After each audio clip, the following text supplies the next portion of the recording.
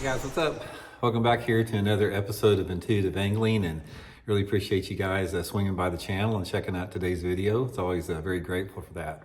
And guys, today we're going to be talking about floating worms, and we're going to be talking about floating worms and when you want to use them before anyone else thinks they're going to work. Everybody knows that floating worms are really good in the springtime of the year, you know, when those fish are up shallow.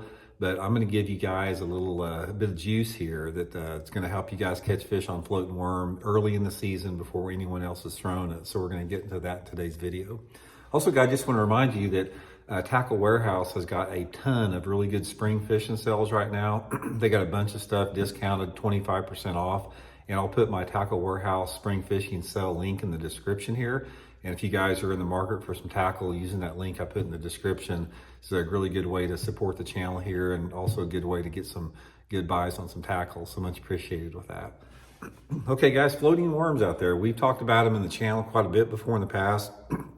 Floating worms they're one of my favorite lures to fish. I'm gonna say, as far as just being a fun lure to fish, as far as catching fish on, I would put a floating worm in the top 5 for sure. Because the way that you fish a floating worm, it's sort of like a topwater lure, and you see the fish hit the lure a bunch. It's like, I'm gonna say probably 75% of the time when I'm fishing a floating worm, I actually see the fish come up and take the worm. So that visual strike that you get from the bass makes it just super fun to fish.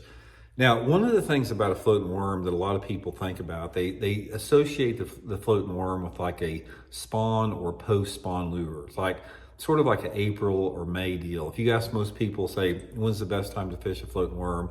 They're gonna say April and May, which is true. I mean, that's a good time of year to fish it. But guys, I'm gonna talk a little bit about today about fishing it before anyone else is fishing it when the water's colder. Sort of give you guys some tips tips and advice on that.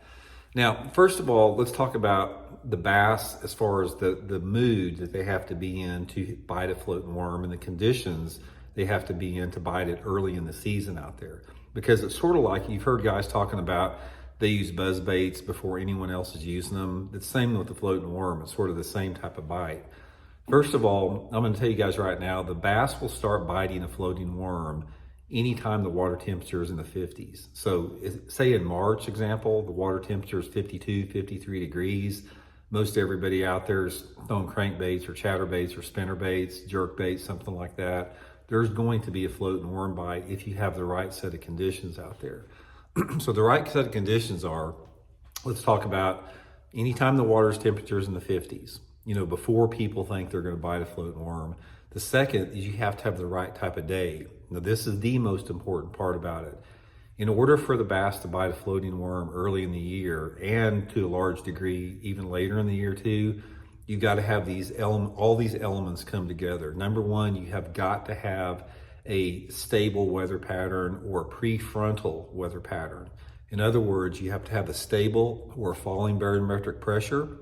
You've got to have a south or a west wind or some combination of southwest wind. And you need to have some level of clouds, at least 75% cloud coverage, and the right water clarity with that, which the best water clarity for a floating worm is anything over 3-foot visibility. You can catch them in less than 3 foot of visibility, but the best bite on a floating worm is going to be where the water visibility is, say, 3 to 5 feet. So when you've got water temperature in the 50s, water visibility of over 3 feet, you've got a stable weather pattern, south wind, wind direction, the wind speed, I prefer it to be a little bit lighter. But you sort of have those days like a March day where it's like a little bit warmer than normal. Maybe the temperature is 3 or 4 or 5 degrees above normal. That is when those fish are going to bite a floating worm. That's the personality. So what you want to look for is these fish are going to be shallow. It's like when you have a March day and the water temperatures in the 50s, you're going to have a percentage of the bass that gets shallower than what you think they're going to get. So let's say, for example, we're out fishing in the first part, middle of March, and I get out there and I look at my temperature gauge and it's 53, 54 degrees. One of the first things I'm going to do is I'm going to take my floating worm and I'm going to basically go into the areas where I think the fish are getting ready to head into spawn. So coves obviously would be a good example. Go in those areas that have a any type of a cove that has some good spawning habitat in it. Say you get to the back and you've got some flatter areas with some rocky or gravelly bottoms where you know the fish are going to spawn. Just start fishing right at the mouth of that cove and work your way to the back and fish whatever cover is available there. If it's a rocky bank, just throw to the rocky bank. If you got laydowns, throw around the laydowns. If you got boat docks, throw around the corners of the docks. If you got grass, throw around the edge of the grass, and just start working your way back into those pockets out there. Throw this thing out there, let it sink down a couple inches, and just start slowly twitching it back, almost like you're twitching a subtle jerkbait like that. And try to keep it a couple of inches under the water. And the way that I rig it, guys, is I want to show you here. Just take a straight shank hook like this, thread this straight shank hook, through the worm, come out the back side and leave a little bit of a bend in it like that. And just leave that hook exposed, put a barrel swivel about a foot above it, and just work it like a jerkbait, just a subtle jerkbait. And this worm, it's sort of going to go back and forth like this across the water, and just keep it, just under the surface. And you'll see those fish come up and hit it a lot of times. And a lot of times, if the water's clear, you may drop it down, foot, 2 foot, but try to keep that floating worm in sight. That's the best bite for it, is when you can visually see it. And my 2 favorite colors, guys, are actually three favorite colors.